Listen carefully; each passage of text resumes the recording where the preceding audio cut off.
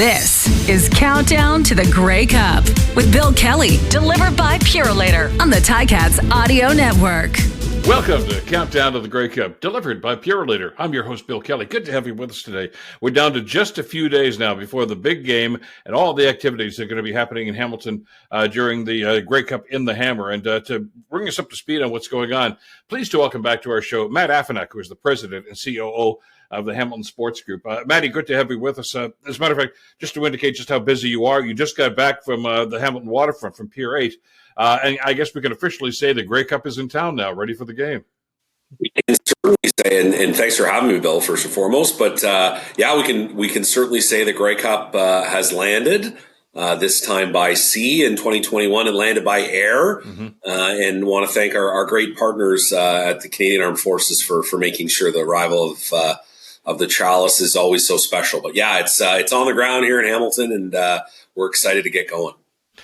We should also mention, by the way, and this is breaking news because we just got the official word on this just a little while ago, the game sold out.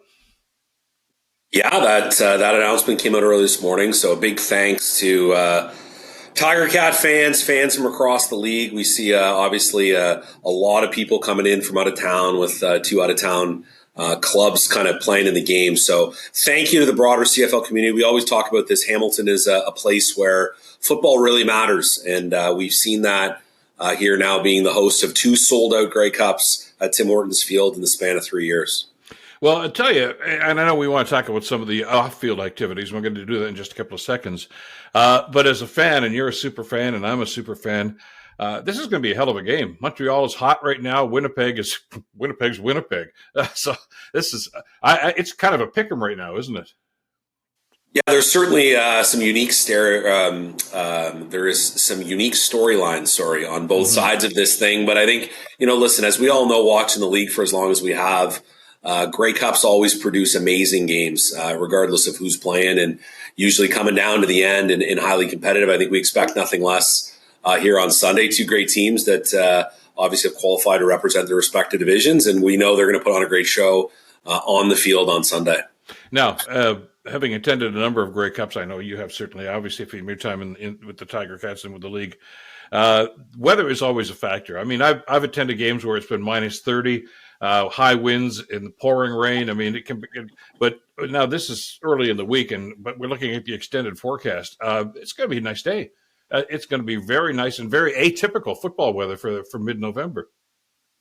I think our first thing on our radar, Bill, is that the weather is great for the start of the festival on Thursday. Yeah, so to your point, it seems to be trending that way. We all joke around here that we don't really take weather that seriously until about 24, 36 hours out. But at the same time, you're right, the long range is looking great. And, who's kidding who?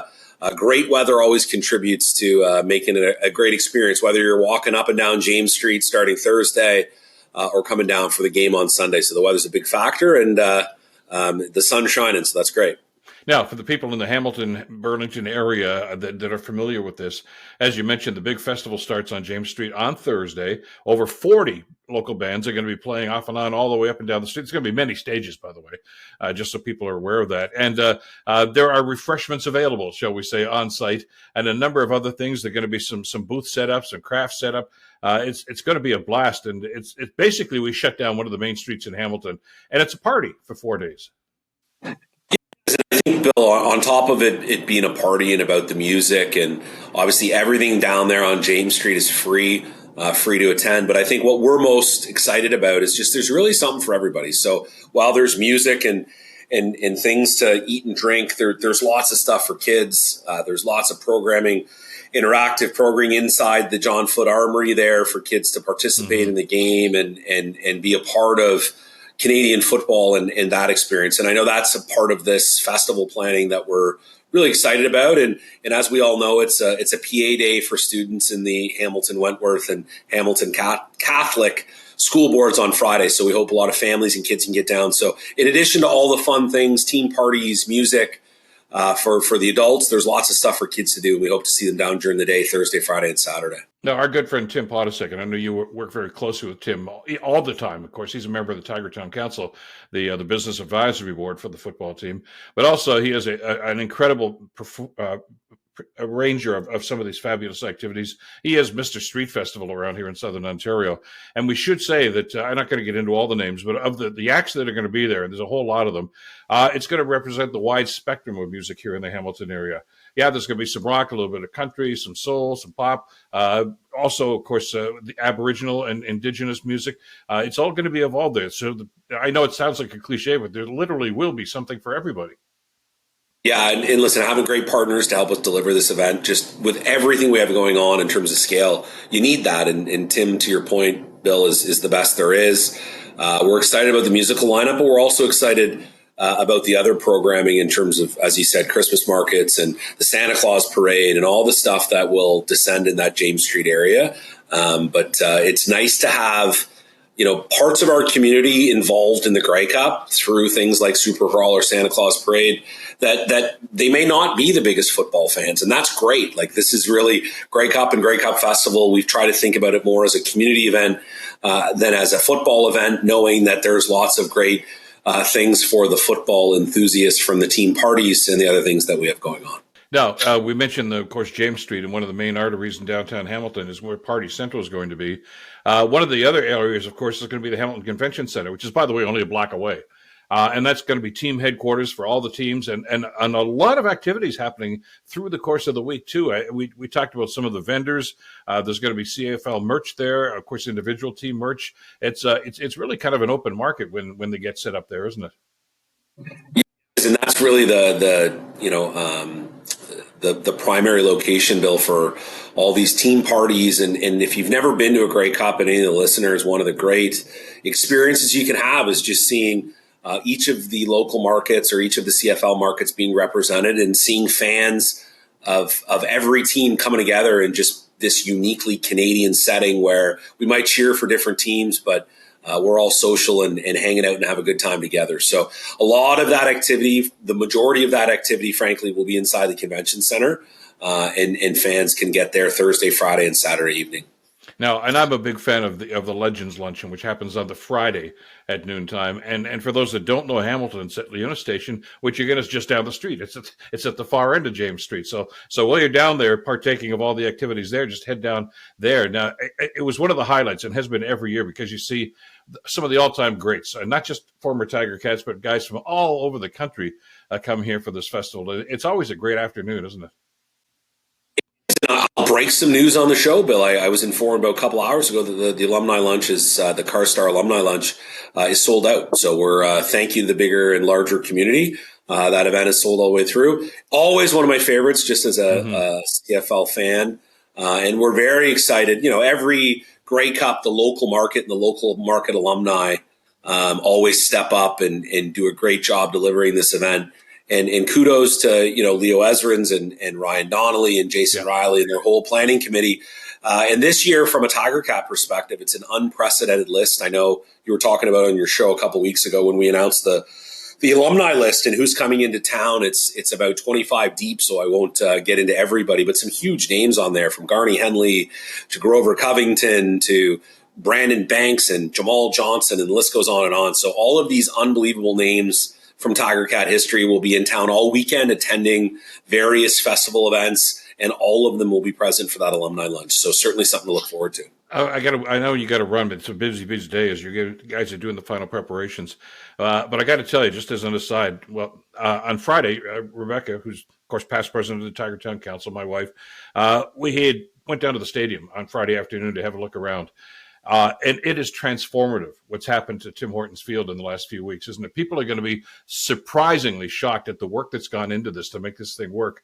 It's going to look a little different, maybe a lot different, I guess, in some situations. But they're ready for the show, aren't they? From where Green Day is going to play at the halftime show to the other activities at the other end of the field, it's really ready to, at this point, ready to rock and roll, isn't it? And it's remarkable the transformation that's happened so quickly. But I'd actually remind, and you can see all this stuff on greycupfestival.ca, but we released some renderings back in July. I always give credit to our stadium operations team and our marketing team. It looks remarkably similar to what those renderings were. It's actually crazy. So they've done a great job, all of our partners bringing this thing together. But yeah, the fans that haven't been in here since the last Ticat home game, I think will be blown away about the differences. And it really creates what we call a bowl effect, Bill. So both the north and south, as you know, at a normal configuration at Tim Hortons Field are really open for social spaces. Those have been enclosed between temporary suites and other temporary seats and other things we've done for Green Day. So they'll see it's more of a closed bowl factor, but it definitely feels like a different experience. And obviously, when you do the Grey Cup, you have to get everything to Grey Cup scale. And I think we've done that with the Grey Cup, or excuse me, with the stadium. Well, and kudos to Jerry and everybody on the staff. I know there's hundreds of people that go into getting this thing done, but it's going to be fabulous. You got to run. You got a lot more work to do. I know there's big game on Sunday, but a lot of stuff going on in between time. As you mentioned, Matt, if people want to get more details about this, just go to greatcupfestival.ca and they can get all the details on that. Thanks so much for spending some time with us today. Really appreciate it. Always a pleasure, and look forward to seeing you at the events, Bill. You betcha. Matt Afinec, President and CEO of the Hamilton Sports Group. As we continue with Countdown to the Grey Cup, in just a second, one of the all-time great players in Canadian football will join us. Stick around. Fabulous kick by Hank Illesic. I've never seen a more lively leg than Illesic has. When he hit the ball, I mean, it was boom. Try to catch a ball coming down from 1,000,000 miles high. All right, boom out one of those 87-yarders for us. I watched you in practice. You look spectacular. There were high expectations in Edmonton for excellence. Hank became one of the youngest players to win the Grey Cup. Welcome to Countdown to the Grey Cup, delivered by Purolator. I'm your host, Bill Kelly. We had so much fun talking with some of the greats in the CFL as we head towards Grey Cup here in Hamilton in the Hammer. Just a few days away right now, and of course as we get closer and closer to find out who's going to be on the field. And one of the highlights of doing this show has been talking to some of the people that have gone through this process in past Grey Cups. And I got to tell you, right from the outset when we were talking about, hey, who can we talk to and who might be available, our next guest was one of the guys that I said, look, we've got to do this because I have admired this man's career from afar from so long. I've watched an awful lot of his incredible accomplishments, and it's so great to be able to welcome to our program Hank Illesic, CFL All-Star, CFL Hall of Famer, Thunderfoot, as he has been known for so many years. Hank, thank you so much for joining us. It's great to have you on the program today. Pleasure being here, actually. And yes, Grey Cup is not too far away. Let's talk about your career. And I know here, folks that are watching our show in the East may or may not be aware, you signed with the Edmonton Eskimos. You were 17 years old. You were the youngest player in professional football to sign as a kicker. But it's not as if you just walked into the Eskimo locker room and said, hey, here's a... You hung out with that team. You went to the practices. You were at the other end of the field when Dave Cutler was kicking field goals. So you had a bond with this team, right, for a long, long time before you even signed as their player, didn't you? Absolutely, I did. When I was in elementary school, I would ride my bike from my house, go to Clark Stadium, which doesn't exist anymore. Yeah. Go to practice basically every day, rain, snow, whatever the weather conditions would be. I'd watch and I'd catch balls from Dave Cutler. And then eventually I learned how to kick a football just by being in the environment. How? And actually, sorry, I was probably the last straight on kicker to play in the CFL, or maybe even all of football. Might have been all of football. That's true. Yeah, the last one I remember seeing other than you was Scott Norwood in Buffalo, and that didn't end well for him. Wide true. Right, but you nailed it. I mean, so was it because you hung out with Cutler and other guys that you said, hey, or did you have some ability, some propensity to say, hey, I think I can kick the football? Well, I was a fairly good athlete, all-around athlete. Yeah.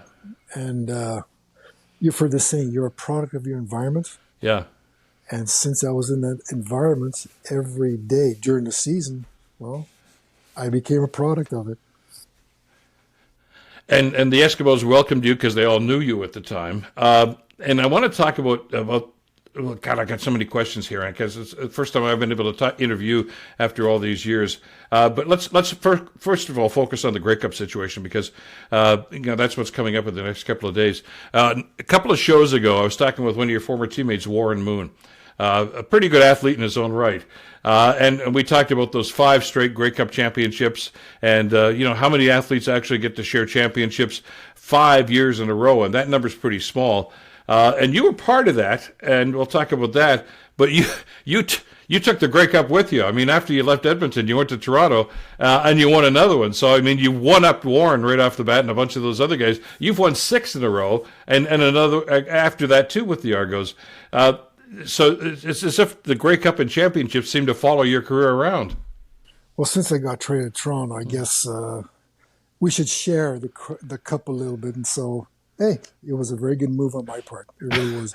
And we had the team in Toronto that was ready for it. They really did. In 1982, the Argonauts played against the Eskimos. And yes, the Eskimos won. But 83, it was their year. It definitely was. Did you pack the Grey Cup in your luggage when you moved to Toronto? Because it seemed inevitable that this was going to happen. Couldn't get past the metal detector. You went from this great team with so many great players on the Eskimos, Dave Fennell, Warren, we talked about Tommy Wilkinson, Angelo Santucci, an old classmate of mine back in Hamilton way in the days, Lumsden, there's so many great players. So you go to Toronto, and that's a stacked lineup too. I mean, you've got Bob Obilovich as the coach, you got Conrad Holloway and Joe Barnes and Cedric Mitter and so many. Terry Greer. What a team. Yes, we had a very, very good team. Like as I mentioned, it was their year in 1983. And you were a big part of it. It was ours to lose. Mind you, I almost lost that game on field goals. But I'm going to talk to you about that in a second. Now, I know Bob Obilovich because Obi has been around for a long, long time and was the GM here in Hamilton for a while. And we talked about that. I got to know him pretty well. And he talked about that team and your contribution. And he looked at it and he says, you know what? He says Hank was the missing piece. That's what we needed to get to that next level, which is why the trade was necessary for them. Did you feel any pressure when you went there to say, okay, I'm the guy that's got to make this happen for them this year? Absolutely no. Because of the talent with Conridge and Terry, I tell you what, they move the ball up and down the field basically whenever they want. And then when they stalled, well, then it was up to me to switch the field. And I tell you, we had a hell of a team that year. We really did. We had a lot of fun. But you had you were a punter and a place kicker, which doesn't happen an awful lot. It may be more in the CFL than in the NFL, but it was a dual role. And I got to ask you, because I've talked to Paul Osbaldiston in Hamilton, because he adopted that dual role too, and others have. Some haven't, because they just haven't had it. Is there a difference? I mean, you're a place kicker, you're a punter. Certainly there's a different technique right now, but is there a different mindset, a different approach to how you kick the ball? Absolutely, because I was a straight-on kicker. Yeah. It takes a lot out of your leg, because the thing is, with a soccer-style kicker, you use your body momentum to go through the ball. But with a straight-on kicker, you're basically all leg. I kicked field goals for 2 years. We decided, it was mutual with Obi and myself, that we'd let that go. I would do the kickoffs and let Lance Chomak do field goals. As a result of that, it extended my career. It really did. Let's talk about that first Grey Cup with Toronto. After winning 5 in a row, you become a Toronto Argonaut, and we talked about that incredible team that Obi coached, and Conridge and Joe Barnes and so many others. You're playing the Grey Cup. You're in BC. The pressure is always on the kicker, right? I mean, that's a guy trying to hit a 5-foot putt with the whole entourage at the golf course watching, and it's on. And it didn't go well for you the first part of that game, did it? Well, absolutely not. And as you say, there's a lot of pressure on the kicker because we are the last one to touch the ball. Yeah. So a quarterback can throw the ball, the receiver miss it. Well, it was receivers, not the quarterback's fault. But with a kicker, you're by yourself. There was a lot of pressure. As you mentioned, it was in BC against the Lions. I will never forget this. My first field goal I missed, the crowd was fairly loud. The second time I go in the field to do a field goal, the crowd gets even louder. I missed it. Okay. The third attempt, it was so loud you could not even hear Jan Karinci call for the ball. That's how loud the crowd is. And then, as the ball goes through the uprights, complete silence. So you can basically go from a deafening crowd noise to complete silence. I looked around the stand and said, oh, geez, What now? Where'd everybody go? Is that it? Is that it? Oh, it was. I've never experienced that before in my life. So what's going on in your head when that's happening? Because we see that in sports, place kicking, basketball, free throws and stuff like that. The crowd thinks they've got to play in this. We're going to make a lot of noise. We're going to jump up and down, in the end zone and try to throw Hank off. Does that have any part at all in what's going on, or do you just block that stuff out? No, it doesn't, because as a field goal kicker, you have to be so focused and basically erase everything, especially in the environment. If there's crowd, if there's bad weather, if there's wind, you have to really focus at the task at hand, and that's all that matters. Because if you actually lose part of that focus, chances are you're going to miss the field goal. So it's really strict, tight focusing to get a field goal through the uprights. And the teamwork that goes on, the center, Jan Carinci, your holder at the time, and then you. There has to be a chemistry there, doesn't there? Oh, absolutely. You have 1.2 seconds to kick the ball. That's all it is. That's how quick it is. So there's not much margin for error there. It's got to be pretty precise. And you got to have total confidence in both those other guys to make your job work. Absolutely. Well, that's why we practice. Exactly. There's a lot of practice involved to get that ball through the uprights. So you're doing that, and the place kicking, of course, has been so successful for you, and the Argos have won, and then you had a shot. I wanted to ask you about this because I'm always intrigued by this. There are lots of people that have success in the Canadian Football League, and they get overtures and they go down to the NFL. Some very successfully, others not so much. But you got a shot to go down there, and you play basically on the West Coast. You played for the Chargers and for the Rams. It's a different field. And I know that's different for quarterbacks and stuff like that, but what about as a kicker? It's 100 by 50 as opposed to 110 by 65. Does it change the way that you punt when you're playing on a field that size? Oh, it sure does. Basically, a coach wants a guaranteed fair catch. That's all they want. Because if you can guarantee a fair catch between 40 and 45 yards, that is the perfect punt. In the NFL, they punt a lot less. Mm-hmm. Actually, I was kind of bored. Well, put it this way: I played in the CFL for at least 10 years. Yeah. Before I came up, before I went down to San Diego, I had a lot of punts. We would usually maybe 12 punts a game on average. Mm-hmm. Down there, you might get 6 on a day or a game when the offense is moving the ball. You'll get 8 or 9 maximum. And the kicking is so controlled. You just can't let the ball go downfield. It has to be a fair catch. So yeah, I was kind of bored. I mentioned at the beginning of our conversation. I mean, your nickname was Thunderfoot. I mean, because you led the CFL in punting average, punting distance for a lot of years. But you're playing. It's almost like you're playing on a postage stamp when you go down there. I guess it's like instead of a driver in golf, you're using a 9-iron to try to put the ball where you want to, aren't you? Absolutely. I remember one game. I kicked the ball probably about 75 yards in the air, and the coverage was very good. I came back to the sideline, and they chewed me out. They told me, "Don't ever kick the ball that long again." Okay. Got it. So there you go. Like you say, I was known for the long ball. And that was your strength, and that was the thing that we loved about watching you play up here. And I've always wondered about that, about the strategy behind where the ball is going to be placed, and because of the smaller field and things like that. But you played for the Chargers, you played for the Rams, and you came back to the CFL, thankfully.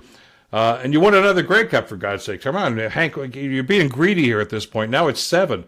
The magic seems to follow you around when you're in this league.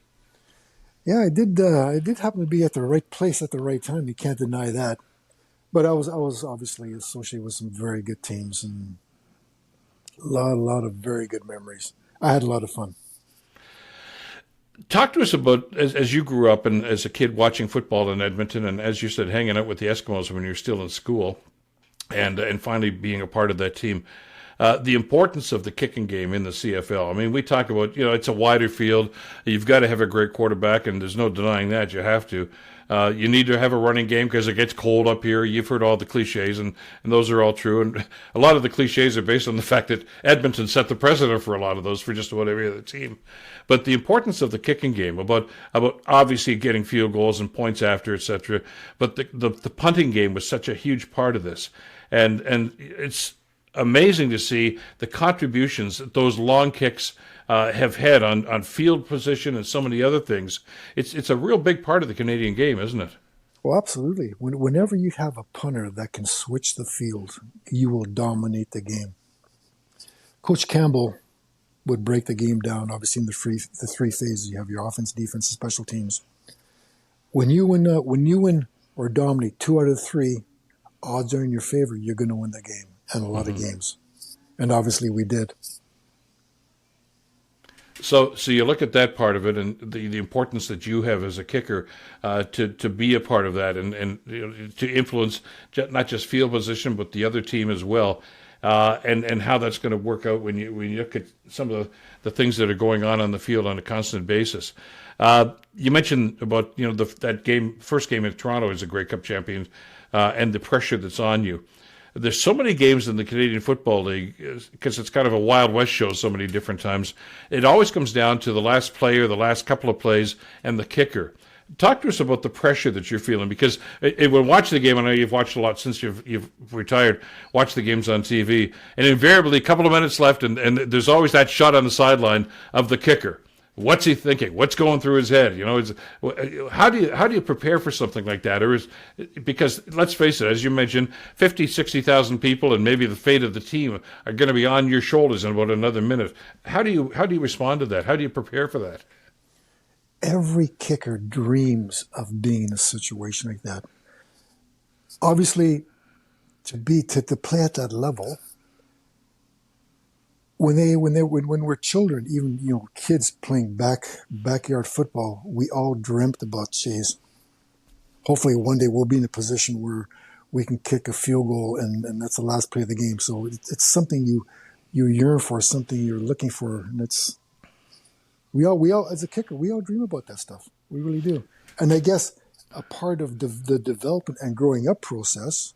That's part of the process, I guess I would say, because it's something you've been dreaming about for years and years and years. Does that make sense? Does that make sense? No, it does. It does. Yeah, exactly. Because I always wondered about this. Because, like I say, it's like a goaltender in a penalty shot in hockey. It's all on you. It's on your shoulders. You got to stop this guy. And I talked to Ken Dryden, who's a Hall of Fame goalie, and he says, the pressure's on the guy shooting the puck. He says he's the one that's got to score. He says, I'm going to do my job. Do you look at it that way as a kicker to say, okay, these guys have done their jobs. All I have to do is just if the snap comes back, my holder's got to be there. I just do what I usually do. It's not business as usual, certainly, but do you have that confidence to say, if I do what I usually do and what I'm good at, we're going to be okay? Absolutely. And the thing is, when you're in a position like that, you're not thinking about a good snap or a good hold. You're just looking at the spot where the tee is, where the ball's coming down. That's all you're looking at. That's it. And you obviously have confidence and faith in the holder and the snapper. So get it done. Get the ball down, kick it. You were a young kid when you started this. I mean, I still remember the first Grey Cup game I attended was 1972 in Hamilton, where the Cats won the Grey Cup. I was a young kid. But Ian Sutter, who was 19 years old at the time, kicked the winning field goal in that game. And Garney Henley, Hall of Famer, was the holder. And I asked Garney, I said, how do you deal with a kid like this and all the jitters? And he said, kid, don't look at anything else. Just look where you're supposed to kick the ball. He says, I'll handle the rest. You just move forward and do what you used to do. And of course, that ended up for him. But to have that mindset among all that stuff, to just say, focus. In other words, everything else is surreal. You're just looking at what's going on here. I guess you need to have that, don't you, as a kicker? Absolutely, and that's where the focus comes into play. Because you got the spot on the tee where the ball's coming down, and that's all you're looking for. That's it. I know we're talking about Grey Cups, and you've had so much success in this, but I got another question I got to ask you, though. As one of the best punters of all time in football, not just in the CFL, The weather sucks up here. It's hot. You were in Edmonton. The wind, the snow, the rain, a lot of stuff can happen. Do you change the way that you punt or you approach depending on the weather, depending on the wind? Some guys can sky the ball way up there, but at the same time, you've got to consider weather conditions. Does that change? Is it like a golf shot where you change the way you hold the club, the way you follow through to make sure the punt goes where you want it to despite the weather? Well, absolutely. For example, when you're kicking against the wind, don't kick it high. Because even when you kick it at, let's say, a 45-degree angle, which isn't really that high, the wind is still going to hold it up. Right? Does that make sense? Yeah. And actually, when you're kicking against the wind, you put the ball on your foot. You don't drop the ball. Because if you drop the ball, the wind will blow it. And then you're chasing the ball. And that's where the shanks come in. So whenever there's a wind factor, put the ball on your foot. Period. Don't drop it, because you will lose it. Who do you, as you watch the game these days, are there kickers right now that you say, yeah, he gets it, he knows how to do this in this league? The player in Calgary, he's good. He's very good. And the Ottawa kicker. Yeah, well, he's already set the record for consecutive field goals, hasn't he? So I mean, for field goals, but for field goals, yes. But the punter, is it Richie? Who's in Ottawa? Yeah. Yes. I believe he got the All-Star this year. Yeah, I believe so too. He's a good punter, very good punter. As we said, there's a magic that comes in, and this is one of these things where the country itself, even if you're a passive football fan, Grey Cup week, you start paying attention. Who's going to be in it? Who are the players? And there's something magical that happens on this week that goes on here, and that we're going to have it in Hamilton this year. We're so excited about this. As you and I are talking, we're not sure who's going to be there. There's still 4 teams that are in the running for it, but the element is who's going to be there on Sunday, who's going to play the game. And I know it's a cliche, Hank, but I think it holds true in the Canadian Football League. The kicking game will probably decide this game, and that's not unusual, is it? Well, absolutely. It's all about field. Football is a game of field position and possession, because as long as you have the ball, you don't turn it over, the other team can't score. Mm-hmm. So that's the key during weather factors. Maintain the ball, keep it as long as you can, make some ground, and then when you do have to turn it over, make sure you flip the field and hold them down there. And then eventually you will gain ground and get yourself in position for a field goal or a touchdown. Or on the other side, of course, if you're down there, you got to come away with points, and that's something you did as well as anybody, probably better than most in this league. Well when I played, Coach Campbell's philosophy is when you're kicking with the wind, it doesn't matter where you're on the field. If you can get a point, take it. Mm-hmm. Take the point, because it all adds up. And especially when there's weather involved. All you got to do is win by 1 point. They do add up. Exactly. They do exactly. Well, we'll see how this one's going to turn out. And again, the kicking game in this league is always such an important part. Hank, it was such a pleasure to have you on the program today and to reminisce about a brilliant career that you've had. Thanks so much for this today. Oh, my pleasure. Thank you very much. Hank Illesic, Thunderfoot, as he was known, and carries that reputation. And that's it for this edition of Countdown to the Grey Cup. Now, for all the latest info about the Grey Cup, you can go to greycupfestival.ca and watch for the next edition of Countdown to the Grey Cup. I'm Bill Kelly. We'll see you next time on the Ticat Audio Network.